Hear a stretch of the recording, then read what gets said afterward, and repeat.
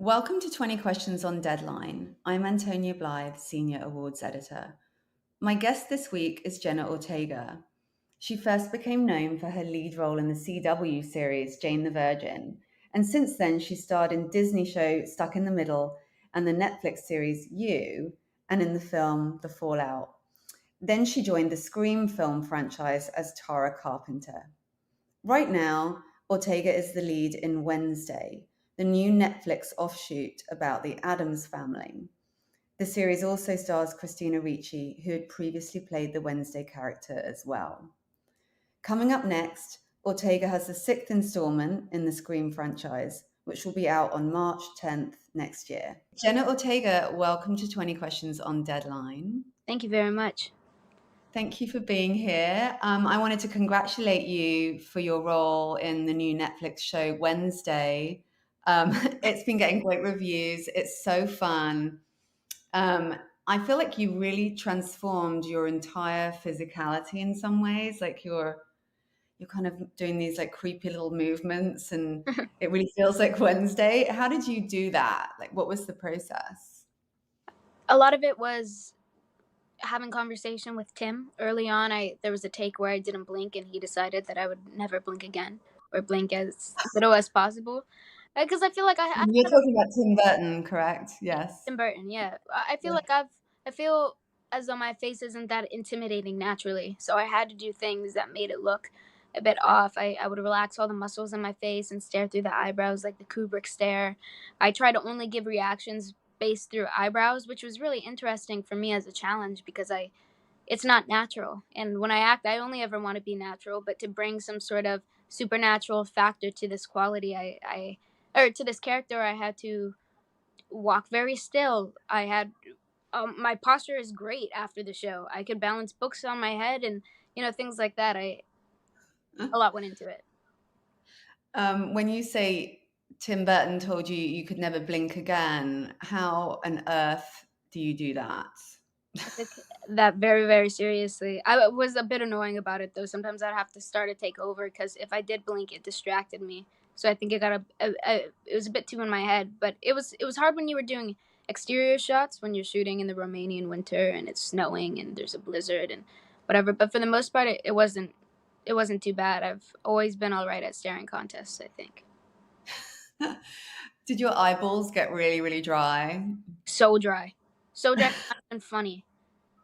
Yeah. I mean, how come you didn't end up with like bright red eyes? You looked totally clear-eyed throughout that. Maybe I was. I don't know. Sometimes they would give me eye drops, or they would give me things like that. I think my hair and makeup artist Nirvana knew that it was a lot. What was a really fun scene for you? Like a favorite? Hmm. The fencing scene in the first episode was really fun for me. I really fell in love with fencing. I started practicing about 2 months before we started shooting, and had a really great sequence with Joy, Sunday, Bianca, and it's the first time we see Wednesday lose. And I think it's a really pivotal moment. But also, I got to wear an all black fencing suit, and my hair messed up. It was exciting. We filmed it on my yeah. It was just exciting. I love that scene, yeah, because she goes, "Oh, we'll see who bleeds first," or whatever, and then her whole demeanor changes when she loses. It's Yeah, brilliant. I personally love the piranhas, but that's just yeah. me. Piranha's first day of shooting. Yeah, and they Really? were pre-shoots. We didn't know that those were gonna make it into the series. We thought that we were gonna get to reshoot those. So I'm glad that those translated well, or that they resonated with you, because I was terrified after hearing that information. Oh, it was perfect. I loved it.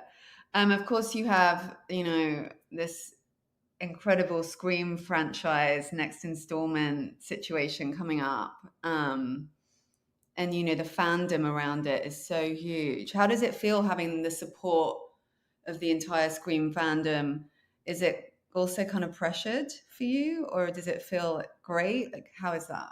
Yeah, the Scream fandom is really scary, and I mean that in the best way possible, because something that I love about horror is, when you work on horror sets, it's kind of a passion project for everyone. Everyone is just so excited to be there and so excited to be involved in what we're doing. And the Scream fans, the Scream community, they've been around for almost 30 years. They hold reign and they know what they want, and yeah, when I first joined the franchise, I was really terrified because I kind of do a knockoff Casey Becker scene, and I feel like Drew Barrymore's take was, definitely one of the more pivotal moments in cinema, and it's written so beautifully by Kevin Williamson. Williamson, I feel like as I continue to work on those films, I want to keep doing Woodsboro justice and Ghostface justice, and I definitely put that pressure on myself. Hmm. I had Melissa Barrera on the podcast Mm. recently too, and we were talking about how the change of location, like it's moving to New York, um, and I'm just really looking forward to seeing it in that setting. I think that's going to be really different. How was the experience of moving it to the city? It was great. We were shooting in Montreal, and it was lovely. All the people there were really sweet, but it was just a lot more intense. Like I think we could feel the kind of larger budget or like little things like that. We were kind of joking around, like, oh, all right, so did we make it? Did we make it? It was so much fun, and it was great for me because in the fifth installment, I only ever really shot with Ghostface, and I only was ever screaming and crying on the floor. So on the second one, I kind of had to interact with my other castmates and give her some sort of a personality, and that was really fun for me. Sounds like it's going to be a good one. Can't wait. And you have Miller's Girl coming up. Are you shooting that right now? No, I What are you just shooting right now? I what I'm shooting right now. It actually hasn't been announced yet, so I don't know if I could say. Oh, But okay. I shot Miller's Girl, or wrapped Miller's Girl, beginning of October. So that Oh, okay. So you just yeah, got done. with Yeah. Martin Freeman and Gideon Adlon, and yeah, it, What can you tell us about your role in that? I'm really curious to see how that one turns out. Just because it's probably the most complex character that I've ever played, and the material is a bit risky. And I think that it's the kind of film that motivates conversation and kind of forces dialect on a subject or topic that makes people very uncomfortable. And I always think it's interesting to do films that make people uncomfortable. So I don't know, I cared a lot about that one. Interesting. Okay. And then there's Finest Kind, which you wrapped in the summer, right? Correct. And how was that experience? Finest Kind was a really beautiful experience. The director had been holding on to that script for a decade, maybe two. It really meant a lot to him, and it took place in his hometown. And I worked with people that I really admire. It was Ben Foster, Toby Wallace, Tommy Lee Jones. Um, I feel like I learned a lot from them, and being on that set. It's a bit more of a drama as well, and I was just fresh coming off of Wednesday, so it felt like something I needed to kind of be creatively fulfilled again. And I just feel very fortunate that it was that one. Exciting. You've got so much going on. All right. Well, let's get into the 20 questions. And I'm going to kick it off with what is your favorite thing about your current project? And obviously, if it's the one that you can't talk about, choose Wednesday or whatever you want to talk about. Um, I feel like I can talk about this one. I think the most I'll say is I'm shooting with good friends of mine, so I feel like it's always so nice when you get to go on a set and you're welcomed by familiar faces and people that you already know you work well with. And our director is really laid back and cool. It's such an easy job. It's the first time I've been on a set in a while where we wrap our days early, which is insane because it's a little indie. It's yeah, it's been pretty good so far. Hmm. When was the time where the idea of acting as your kind of dream or what you were wanting to pursue really crystallized for you? Do you remember? Yeah, it was when I was 6 years old, and I watched the film Man on Fire with Denzel Washington and Dakota Fanning with my older sister. She was much older than me. I'm not saying I should have been watching this movie. Um, but at that age, I wanted to be a lot of different things. I was just never satisfied. I had to be participating in everything, and I realized that if I were an actor, I would be able to get everything, or I would be able to be everything all at once. So I told my parents when they got home, I said, "All right, I'm gonna be the next Puerto Rican Dakota Fanning," and my parents just kind of laughed, and then I just never gave it up. I love that. The next Puerto Rican Dakota Fanning. That's brilliant. Yeah. Who was an early childhood inspirational person in your life? Mm, I feel like Gina Rodriguez was a big one just because I spent so much time on that set, and she always went out You of played her way. Virgin. Yeah, yeah, for Yeah. Being the Virgin. She always went out of her way to make me feel comfortable and supportive and loved. And I was 11 at the time, and I was going back and forth from public school, and I was just having a really hard time because I was leading two lives at once, and it was I don't know, I put a lot of pressure on myself, but I feel like she was someone who always um, made me feel important, or like I had a shot. And I think that when you're working in an industry like this where you're getting more no's than yeses, and so many of the leading women that you would play the daughter of or younger version of don't look like you and are Caucasian, and you just don't look enough like someone. It was really really frustrating. So I think honestly I could say anyone on that set, even Yvonne Cole, who plays grandmother on that show, really really supportive, beautiful Latin woman that made me feel strong. Mm, great. Yeah. What were the posters on your bedroom wall when you were little? hmm I don't know. I remember dressing up one of my first like honey wagons, and I think it was on the set of this Little Rascals movie. And I was told that, oh, you guys should have so much fun and make it feel your own. I feel like I just took a magazine that was on the counter at the time and I ripped all the pages out, so it would be like Chicharito, like some Mexican football player or soccer player, and then Selena Gomez. It made no sense at all. I also had a lot of owls everywhere. Owls were a really really important spiritual animal in my family, so owls were everywhere. What did the owls represent for you in your family? I had my tita who immigrated to the U.S. and kind of gave her children this opportunity. Uh, it was just her favorite animal, and it was kind of like one of those good luck things where people say every time you see a hummingbird, it's someone that you love, or butterflies Mm. saying good luck is coming. She believed and felt the same way about owls. So when she passed, she had collected all of these little owl statues and figurettes, and they're all in my house now. So I kind of grew up surrounded by them. Oh, that's so nice. Yeah. What was the first movie you ever saw in the theater? I think it was Shrek 2, which might be the best one in my personal opinion. I think I love that movie. yeah, it was my older sister's birthday party. So yeah, Gingerbread Man singing "I Need a Hero" is like ingrained in my brain. There's nothing more important. I can't take it. It's so good. Yeah, it was a It's wonderful experience. What about a TV or film character you wanted to be? Mm, I really wanted to be the aliens from Mars Attacks, the one with the ones with the brains out, not the Lisa Marie one. I thought that was so interesting. Or I also really like the old grandma from Eraserhead that you only ever see once, just smoking in the kitchen. Everyone left her alone. She was minding her business. She didn't get sick like the baby. I feel like that's a respectable woman. Those are not answers I've ever heard before. I really like them. Good.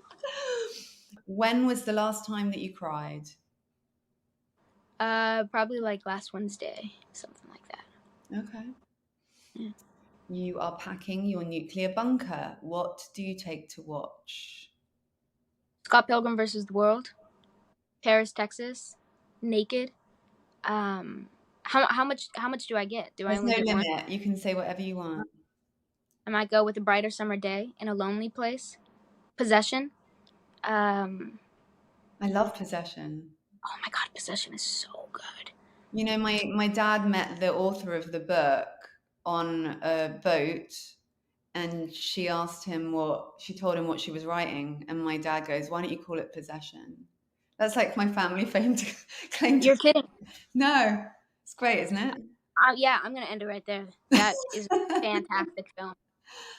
Oh my I god, love her. that's all I would tell anyone ever. What Possession? Yeah, that story. Oh, That's such a incredible. great story. I love how quick you came up with those answers, though. Most people really have to think about it, and you were like, right away, I know all these things I want. Yeah, I feel like those are some of my favorite films right now, so I had to. Awesome. Who is your dream dinner companion, living or dead? Hmm. Honestly, Philip Seymour Hoffman. What Oh, yeah. incredible. Yeah. He's like incomparable. I interviewed him once, and I remember he gave the most thoughtful, genuine answers. You know, when someone really, really just levels with you, and is super real. Yeah, I was wowed by him. His work is Yeah, insane. it's Um, amazing. yeah. What about the toughest scene you've ever had to play? Ooh, honestly, one of them. I feel like I've had a couple, but I feel like I put a lot of pressure for the Scream intro because it's like the first 10 minutes of the film, and it's a lot of screaming and crying. And we had like a COVID breakdown midway through, so I filmed the first half a month or at the start of the shoot, and then I filmed the second half 2 months later. So I had to Wow. remember everything that I had. So that was just like a really weird, like unfortunate way to have to do a scene that's so important. Or when I was doing Wednesday, I had to choreograph this scene. Yeah, choreograph this dance for episode 104. She goes to the school dance, and we decided like a week or two in advance that it was going to be a song by the Cramps called Goo Goo Muck. And I was super excited. But that episode, we were shooting 3 and 4 at the same time. I was doing cello, I was doing fencing, I was speaking German. And then at some point, like 2 days before we start shooting that scene, I realized, oh, I've got to I've got to choreograph that. So I just didn't sleep for 2 days. Watched everything I could. I watched Susie and the Banshee videos, Lena Lovitch videos, videos of goth kids dancing in clubs in the 80s, Fosse films I pulled from. And then on the actual day, I felt like I had a really bad headache. I felt like I had been hit by a car. So they're giving me medicine, and we waited on a COVID result. But while we were waiting on the result, I was shooting, and it was my first day with COVID. It was like I only had 2 hours to shoot that scene. And I remember asking if I could do it again because I said, I don't feel too good. I feel like I could do better. I could do better. But I couldn't. And I feel like that's a really pivotal moment in the series, and I'm really nervous about that one. Amazing though that you put all that work into the prep. That's fantastic. Yeah, brilliant. Yeah. What's the time that you were starstruck? First time I met Oprah, I remember I think I was at the Wrinkle in Time premiere, and the carpet cleared, and I didn't know why. And when I was younger, Barack Obama was my first crush. I was obsessed with him. Wow. I watched the inauguration with Google eyes on my face, and I started writing him letters, and I would write um, Oprah letters because I saw that they were friends in magazines. So I was obsessed with this woman. Like, please let me meet Barack, Barry, whatever. And yeah, when I was on that carpet, everything just cleared. And though it was at like El Capitan Theater, and those venues are always packed. So I thought, what is going on? And it was Oprah. And then 2 hours later, after the film and the after party, someone stepped on my foot really hard, and she just went, "Oh my God, I'm so sorry, honey." And it was Oprah, and I was like, "Why are you apologizing?" I was like, "You can do it again." I was like, "Don't even worry about it." It was so funny, but I just didn't know what to say to her.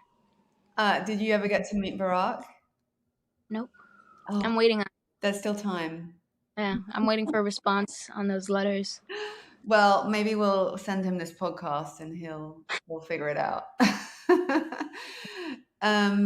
What is your proudest working achievement so far?